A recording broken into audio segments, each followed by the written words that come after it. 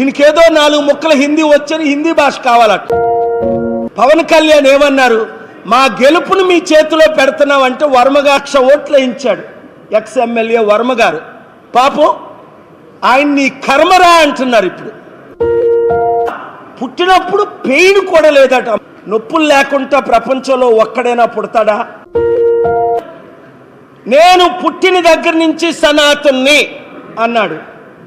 ఇంతకు ముందేమన్నాడు, నేను చావేజు ఊవేజు నాస్తికుణ్ణి. తెలుగుదేశాన్ని ఈయనే గెలిపించాడట. అరే అరే అరే అరే బుద్ధున్నోడు ఎవడైనా అలాగ అంటాడా? ఈయన బీజేపీని ఈయనే గెలిపించాడట. వీళ్ళు ఎవరు ప్యాకేజ్ స్టార్, ఎవరు రోజుకో మాట మార్చును.